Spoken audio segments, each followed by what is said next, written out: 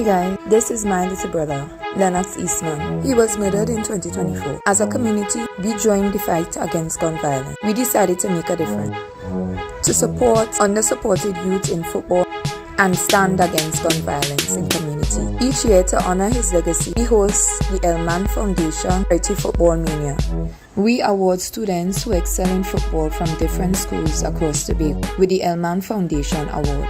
Growing up, I remember coaches assisting my mom, who was a single mom at the time, with football tugs and so on for my brother because he was talented. And because of that, we decided to make a difference. We partner with local businesses, community leaders who share the same vision, empowering the youth that they have the equipment and tools necessary to execute their passion to the best of their ability, ensuring that they have a foundation to start. This is our second year executing the Elman Foundation Football Charity Mania. So come out and support Stand Against Gun Violence.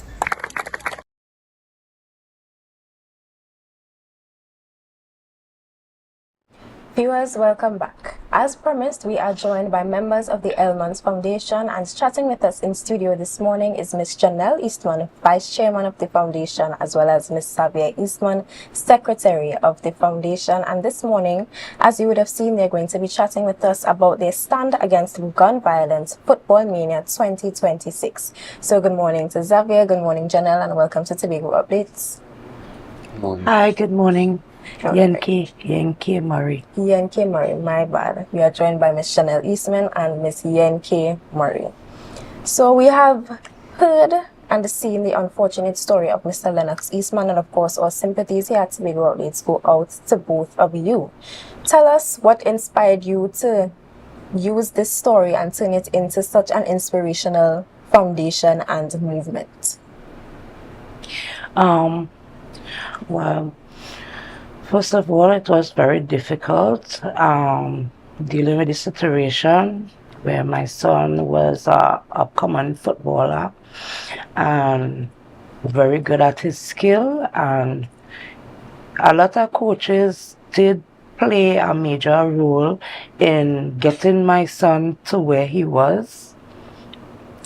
And I decided, since he passed away because of gun violence, I think somebody should take a stand, because at that point in time it was happening in a lot of communities around where kids were being gunned down on the side of the road and these kind of things. So I said to myself, okay, I haven't seen anybody saying anything about it or doing anything about it, so I wanted to make a difference and to deal with a lot of children who is underprivileged and does not have the opportunity or the means and ways of getting gears, and they love the game as well. Okay, so I'm aware that this is the second year that the Football Mania will be happening. So I would like you to tell the viewers online who are watching, what can they expect when they come to the Color Field on August the 29th? Oh, well, when you come to the Color Field, we're going to be having a fantastic day, because last year was wonderful. I had enjoyed it, and I hope that this year it's going to be bigger and better. I know it's going to be bigger and better because, yes, last year it was the first time doing it, so we had a lot of participants come out, but we really needed people from the environs to come out. We had people out of the community itself came in and participate. So this year we're hoping that more people from our community of Cudler Hall come out and support, because it is for our community to benefit as well as other people's community, right? And we have to show the togetherness so that this can work. And we're looking out for other people to come on board too, because there's a lot of kids out, there's a lot of single parents, as a matter of fact, whether it be male or female, that have children and they have the ability to go through sports and excel, but they don't have the support, and that is what we're trying to do. Build the support, whether it be through the schools or through the clubs. But we want to make this thing grow. It must be a legacy that my son legacy must grow from year to year with this initiative that we have. Because I know he used to eat, sleep, drink football, and I really want this to be like my baby. That I'm doing this for him, even though he's not here. I know he would have been going further in his football career, and this is my way for our family to heal as well. Right? This is our way for us to heal as well, knowing that we are doing something to benefit the youths that really need it. Okay. So, Ms. Eastman, you would have mentioned that Lennox was a young, upcoming, skilled footballer. So I want to pose this question to Ms. Ian K. Marie. What role do you believe sport plays in keeping the youth positively engaged and aiding in your mission to stop gun violence in Tobago? Could you repeat? What role do you believe sport in general, not just football, but on a wider scale, sport and extracurricular activity plays in keeping youths positively engaged and away from gun violence? Sport definitely plays a major role. It provides opportunity beyond Tobago, beyond Trinidad, beyond the Caribbean. So children who are engaged in sports can find career opportunities. Some persons could go into teaching if they don't reach on the national platform, and develop and teach other persons so that they are more successful in the future.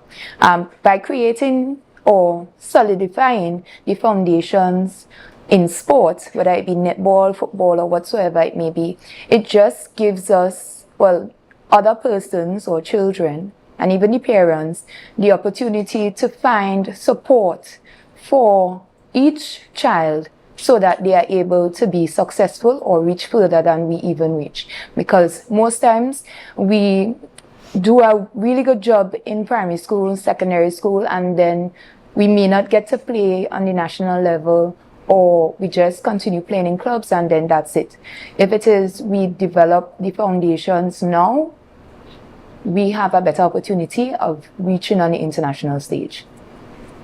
Okay, love to hear that.